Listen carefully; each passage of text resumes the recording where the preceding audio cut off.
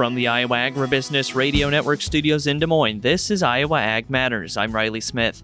In today's show, Mark visits with National Pork Board Vice President of Market Growth, Jose De Jesus.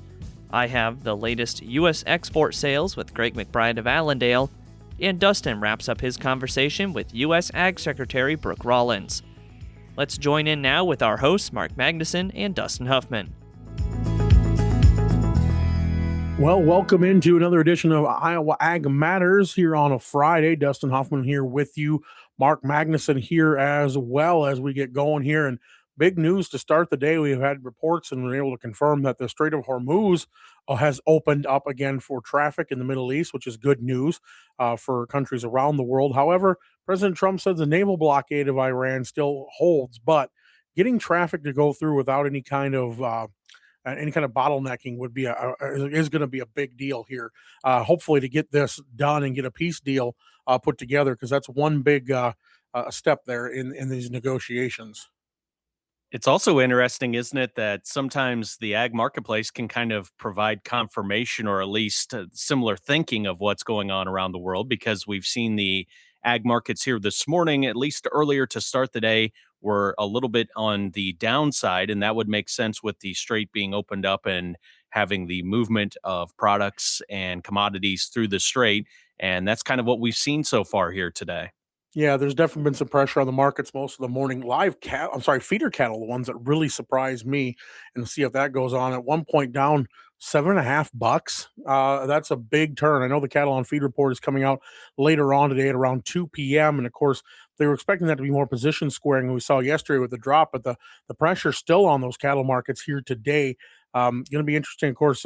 Secretary Rollins in Texas today to open a new screwworm facility for getting sterile flies and that kind of work done.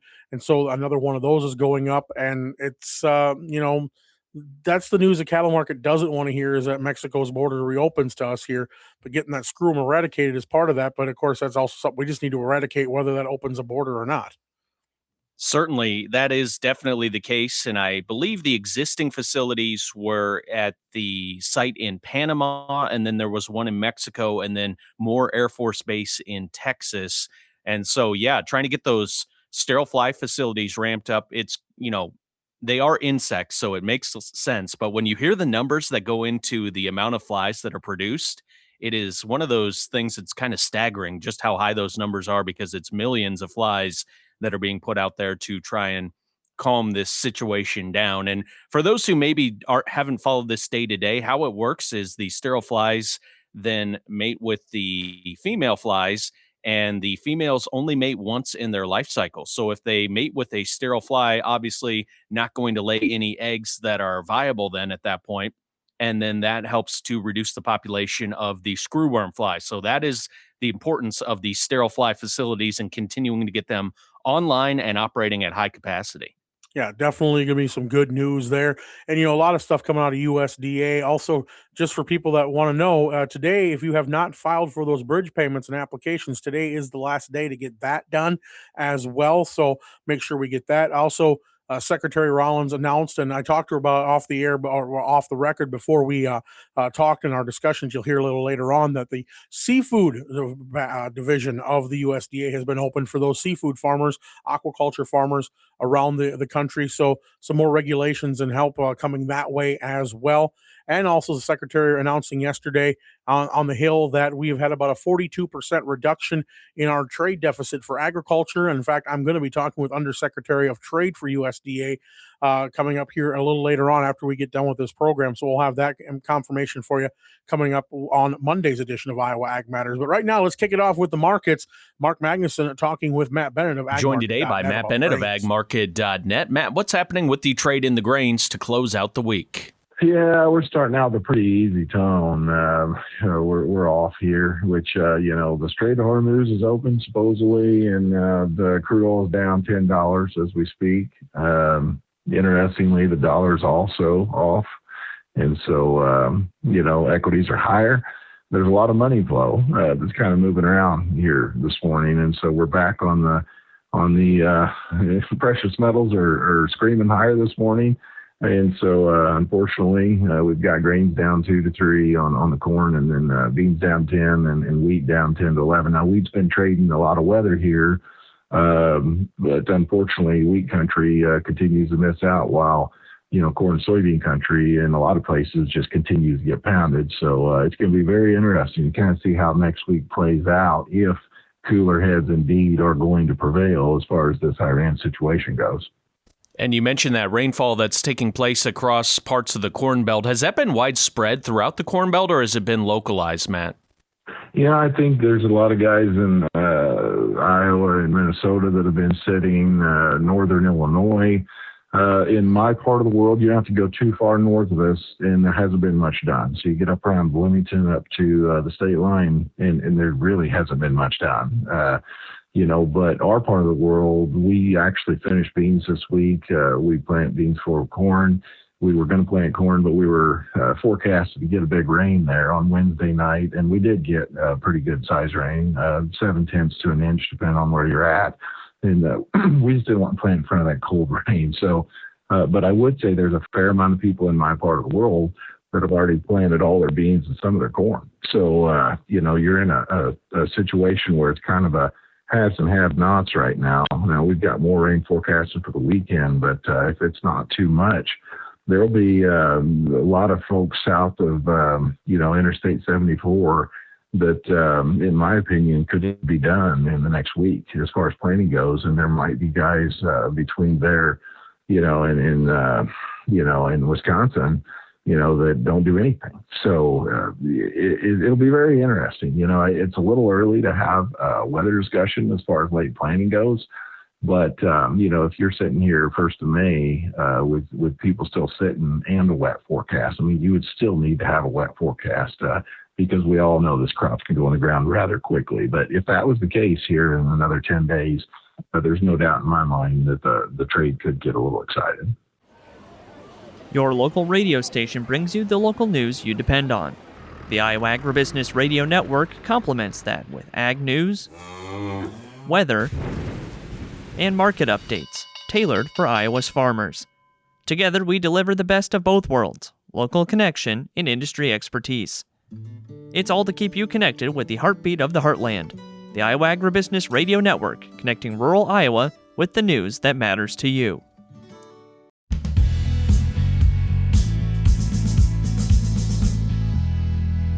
Well, the latest export sales report is out, and we're back on Iowa Ag Matters, and Riley Smith is going to dive into it as always as he rejoins Greg McBride of Allendale as they talk about what those numbers look like for this week. Riley?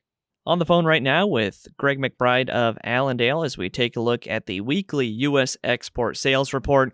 Greg, first off, what do we see in the latest numbers from the USDA on the corn side of things? It's more of the same. Good sales, 1.4 million tons of corn, old crop corn. We did have a minor 56,000 ton sale on the new crop side of things. So a continuation of what we've been seeing with regard to corn. Very good exports. That's keeping us going when the ethanol numbers are not quite as good because the ethanol efficiency is so good. And then when we look at the soybean numbers as well, have we seen an uptick there, or how did they look this week? This will be 10 out of the last 12 weeks for soybean sales to miss. So this is just continuation of a problem. It's actually the exact opposite commentary to the corn, whereas corn usage in ethanol is down because the efficiency is so good, but exports are very good. On the bean side of things, the exports are weak, while the crush side of things, the usage for crush is phenomenal. And when we look at the flash sales as well, first off, were there any notable flash sales, and what would we expect to see from those at this time of year? Yeah, we did get a flash sale recently for Mexico. They actually bought 3 marketing years worth of purchases. It wasn't the actual total for the marketing year, but it was they bought within 3 marketing years. So they bought some old crop corn They bought some new crop corn, that would be the 26-27 crop, and then they also bought some 27-28 as well. So, I mean, it wasn't a huge purchase. It was 150, 200,000 bushels total, but it was still a good sign. Obviously, we know that with the cattle situation down there, they're still feeding those animals. So we need to we'll continue to see that demand. As far as what we look for at this time of the year, we don't necessarily look for a lot when it comes to flash sales in regards to soybeans. Obviously, Brazil has their crop ready to roll, but the corn side of things, we should see some. We did have a sale last week of some, or earlier this week, of some meal to Italy, which is not necessarily out of bounds as far as what we would see from time to time, but it is nice to see that every once in a while that we get caught off guard by a positive sale somewhere else. All right, Greg, lots of great information today. For anyone who would like to get in touch for more information from Allendale, how can they do that? Give us a call at 800-2-MARKET. That's 800-262-7538. Hi, my name is Ethan Smith, and I've been a certified crop advisor in Iowa for about 6 years. The Iowa CCA program is valuable to me because it helps keep me informed on new topics and research around the industry, including soils, insects, diseases, and much more. It's also a great way to network with others around the state and beyond. Iowa is known for its crops, and that's why we're here. To learn more about becoming a certified crop advisor, visit iowacca.org. In rural Iowa, you need reliable information. The Iowa Agribusiness Radio Network brings you ag-specific content like market trends, weather outlooks, and policy updates that matter to your operation, while your local station brings you community news and consistent updates on what is happening in your area. It's a partnership built for the challenges of rural life. Your farm, your local station, and your friends at the Iowa Agribusiness Radio Network, where Iowa Ag matters. Find us online at iowaagnet.com.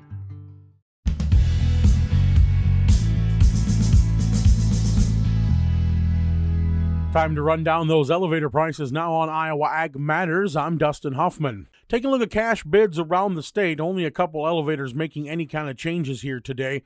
We'll take a look at ADM Burlington. They're 7 cents under on corn, $4.43. Soybeans 25 cents under. They're at $11.36. Cargill Eddyville 11 cents under on corn, $4.39 for the cash bid. New Co-op Algona 40 cents under on corn, $4.10. Soybeans 68 cents under. Cash bid $10.93. Ag State Sheldon 22 cents under on corn, $4.28. Soybeans 75 cents under, $10.86. Ag State Elta 34 cents under on corn, cash bid $4.16. Soybeans 70 cents under at $10.91. Cargill Cedar Rapids 9 cents under on corn. They're at $4.41, and the annual corn shutdown has ended. They have reopened today. Soybeans are 20 cents under at $11.41. Five Star Co-op Nashua 28 cents under on corn, $4.22. Soybeans 62 cents under at $10.99. Lincoln Way Energy Nevada 15 cents under on corn, $4.35 for the cash bid. ADM Des Moines 25 cents under on soybeans. They're at $11.36 for the cash price. New Co-op Red Oak 28 cents under on corn, $4.22. Soybeans 62 cents under at $10.99. Mid-Iowa Cooperative Green Mountain 45 cents under on corn, cash bid $4.05. Soybeans 78 cents under at $10.83. New Co-op Sheraton 29 cents under on corn, $4.21. Soybeans 62 cents under at $10.99. Walk-On Feed Ranch 42 cents under on corn, $4.08. Soybeans 60 cents under at $11.01. New Co-op Glidden 38 cents under on corn, cash bid $4.12. Soybeans 65 cents under at $10.96. Innovative Ag Farley 42 cents under on corn, $4.08. Soybeans 66 cents under at $10.95. And Cargill Muscatine 15 cents under on corn, they're at $4.35. Soybeans 25 cents under at $11.36. Cash corn and soybean bids are subject to change without notice. Always check with your local elevator when making sales to obtain the most recent price. And that's been a check of your cash corn and soybean bids here on Iowa Ag Matters. Stay with us. We'll be right back after this. Stay informed with the closing market report from the Iowa Agribusiness Radio Network, your essential summary of the day's market activities and their impact on the agricultural economy. Join us for timely updates and expert commentary on commodity prices and market trends with trusted ag market analysts from around the Midwest. Tune in every Monday through Friday on your local Iowa Agribusiness Radio Network affiliate for your daily market recap and insights to stay ahead in the ag economy.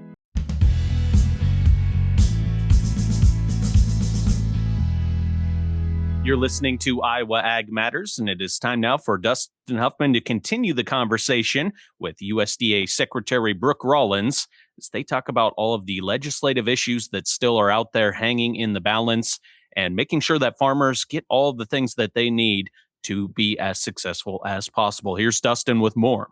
And of course, also there's provisions in the legislation, obviously, that help rural America as far as the small towns. It's a symbiotic relationship, as farmers know. Farmers need the resources that the small towns provide, but also those small towns depend on farmers to be the big economic driver for them.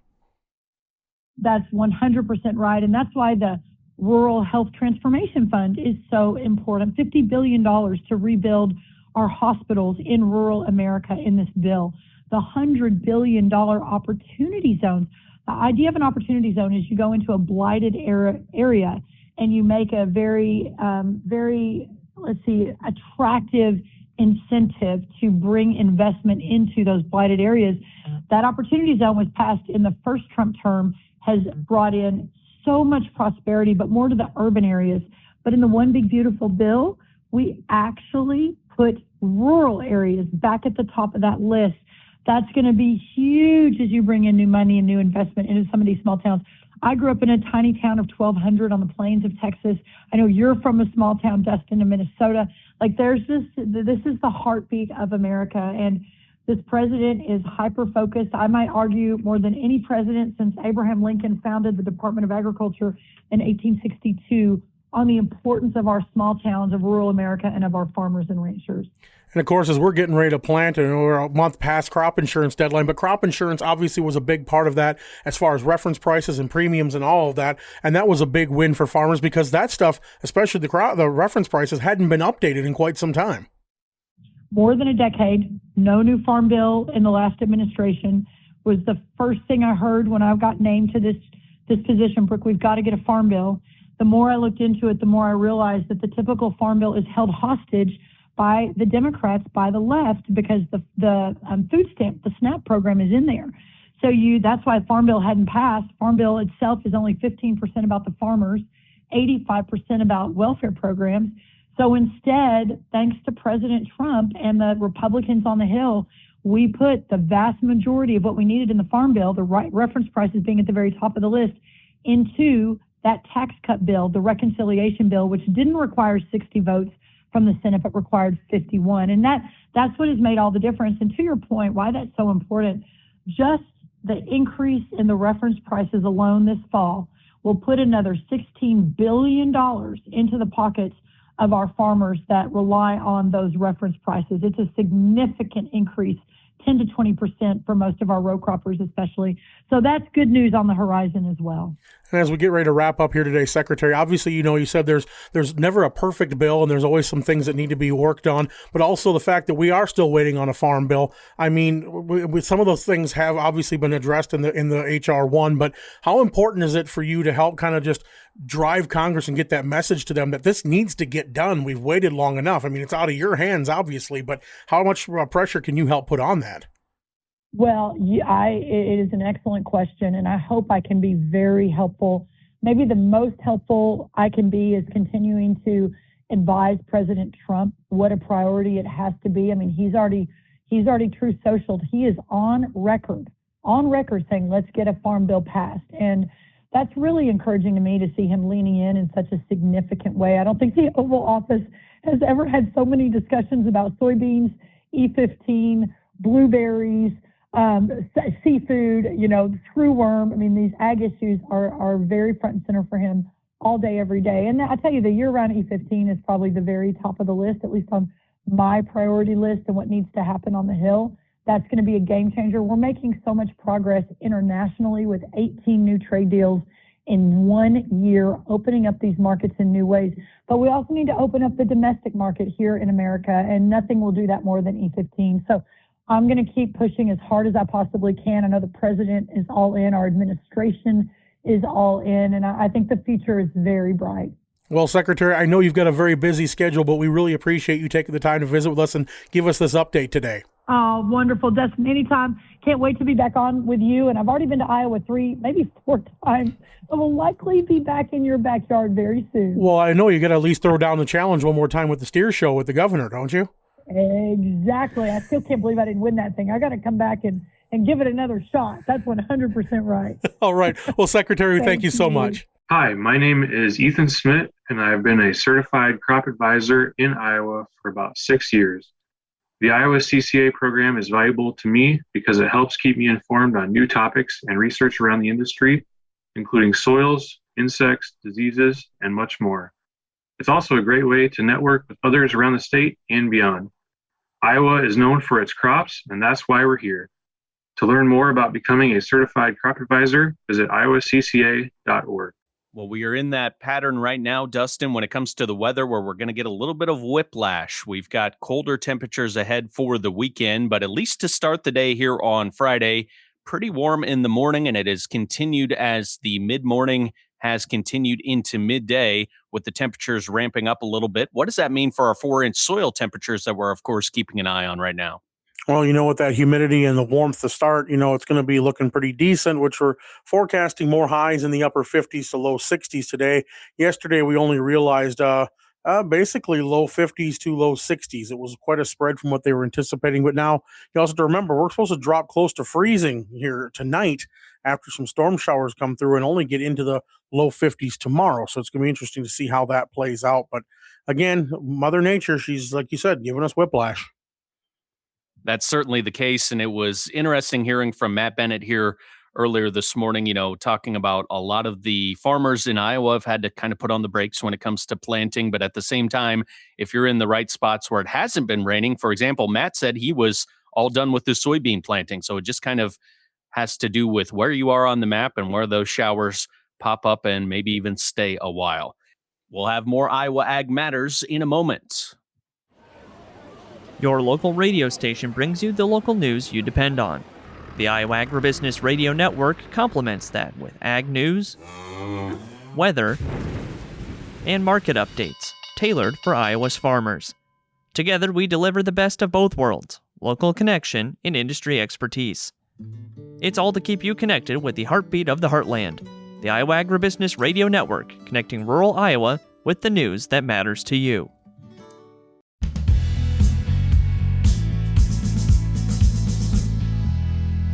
This is the Midday Market Update on Iowa Ag Matters. I'm Mark Magnuson. Joined in midday by Lori Carter of Comstock. Lori, what's happening with the trade in the grains? All of the grains are still red at this point, though they are off the lows that they made early this morning. We have Kansas City wheat down 6 3/4 to 7 1/4. Chicago wheat's down 9 3/4 to 10 1/2. Corn down 1 3/4 to 2 1/2, and soybeans down 2 1/2 to 3 3/4. And does the pressure on the marketplace, in your opinion, all stem from the situation in the Middle East and the Strait of Hormuz apparently being opened up to that shipping traffic? Yes, I think so, and some kind of follow through or spillover from the energy markets correcting in a big way due to that. Lori, you're located in Kansas in wheat country, and I know wheat has kind of been in the spotlight this week in the markets. Could you tell us kind of your opinion of what's happened so far this week with the wheat? So there are concerns on hard red winter wheat or Kansas City wheat due to extended dryness, and then here more currently calls for some freezing temperatures that on top of that could definitely affect yields on that crop. What's happening on the livestock side of the trade? The cattle extremely erratic today. At the moment, fat cattle are down $1.60 to $1.77.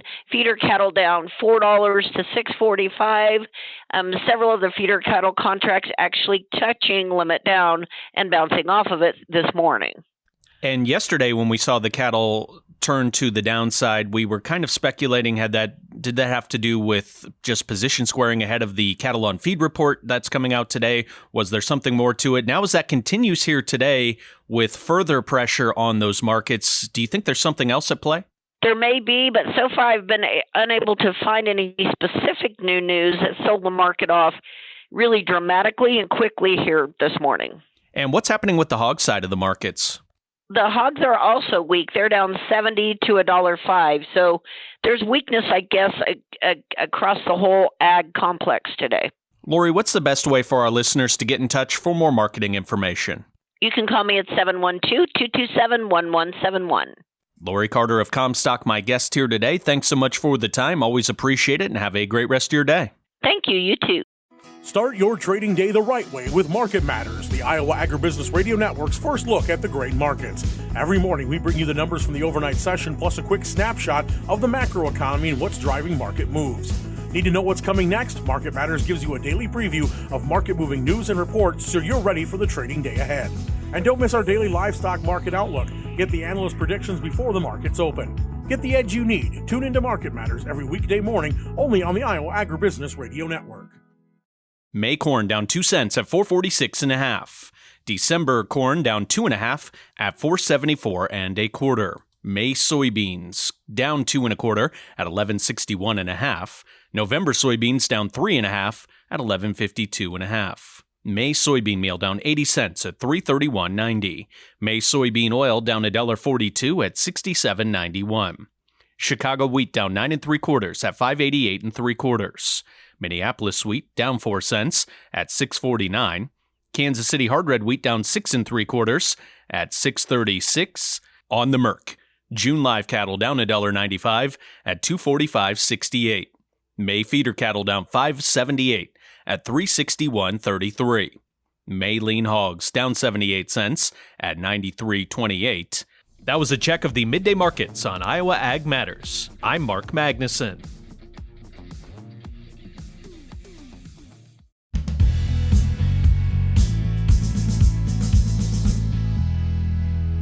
Well, we are going to get back into that marketplace once again on Iowa Ag Matters. We're going to check out what's happening in those livestock markets.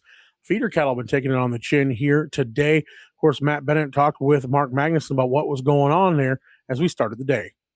What's happening on the other side of the market with the livestock side? Yeah, I mean, fats and feeders certainly took it on the chin there yesterday. Whenever you look, for instance, at the way that this fat market was looking, ultimately, you kind of had a pretty good run there, so after having such a great run, you kind of double top there. And essentially, I think you just kind of ran out of buying enthusiasm at the same time. This week we had the one day, when of course corn was up 7-8 cents.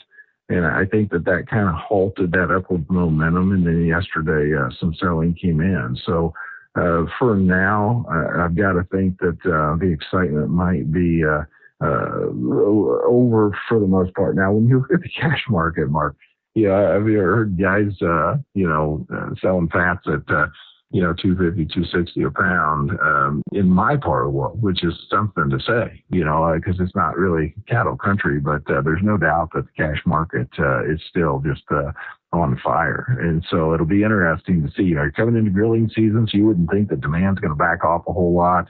But right now, it seems like maybe the speculator is unwilling to push this thing a whole lot further, at least for the time being. There's something to be said, too. Are traders getting things squared up ahead of the cattle on feed report? Does that factor into what we saw maybe with those prices turning down yesterday? I believe so, because you were kind of bumping up there. It looked like maybe you'd had kind of a double top here this week. And I think traders are probably saying, hey, maybe we need to even up just a little bit before we get into this cattle on feed report.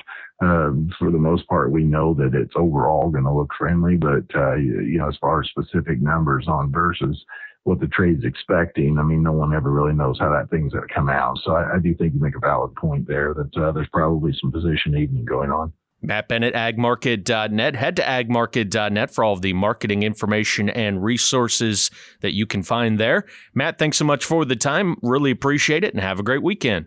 Absolutely. You do the same. Hi, my name is Ethan Smith, and I've been a certified crop advisor in Iowa for about 6 years. The Iowa CCA program is valuable to me because it helps keep me informed on new topics and research around the industry, including soils, insects, diseases, and much more. It's also a great way to network with others around the state and beyond. Iowa is known for its crops, and that's why we're here. To learn more about becoming a certified crop advisor, visit iowacca.org. In rural Iowa, we know you're sold on your local radio station. The Iowa Agribusiness Radio Network partners with local Iowa stations to deliver the latest in agriculture news, including grain elevator prices, market reports, and ag policy news. Trusted local voices, trusted ag content. This message is brought to you by your friends at the Iowa Agribusiness Radio Network, where Iowa Ag matters.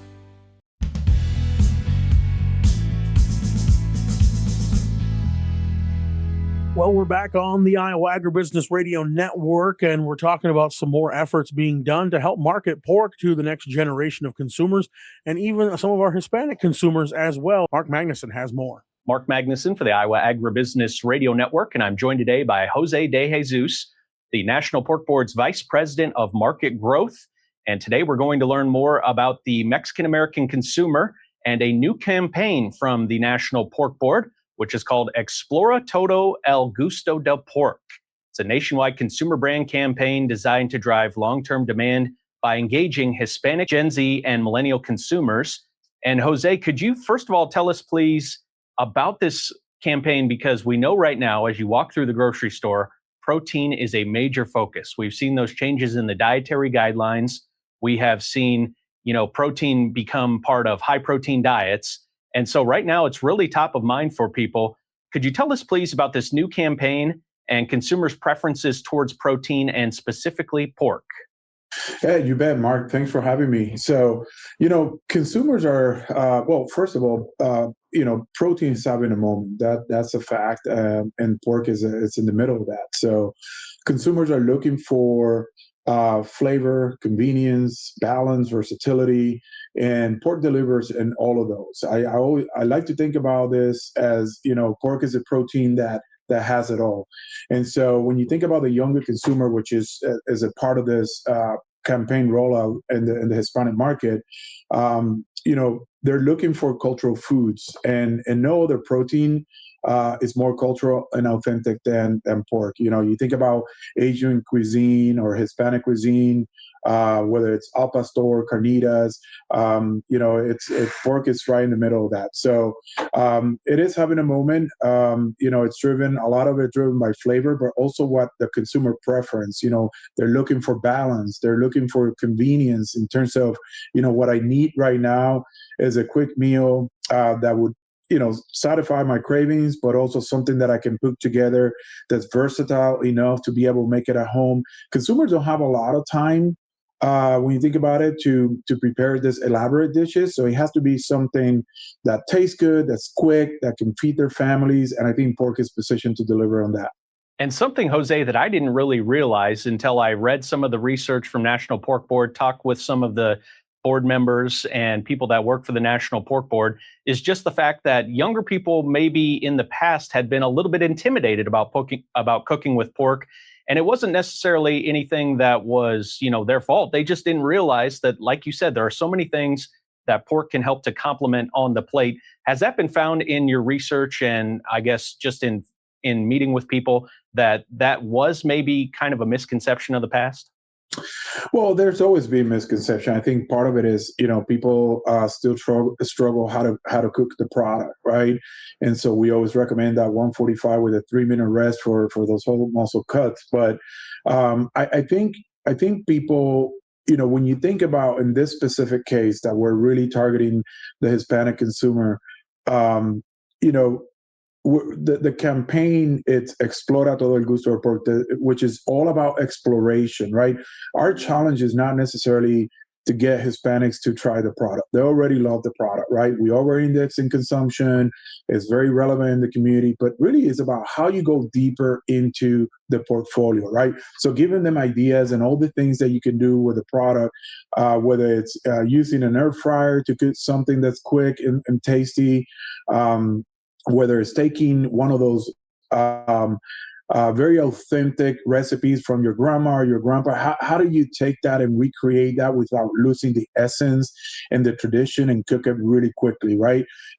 So that's kind of what we're trying to do here is, still anchor a lot of the ideas in culture, but then how do we give consumers an idea how to prepare that dish in a very quick way that they still can enjoy kind of the basis of that dish, but in a much faster way.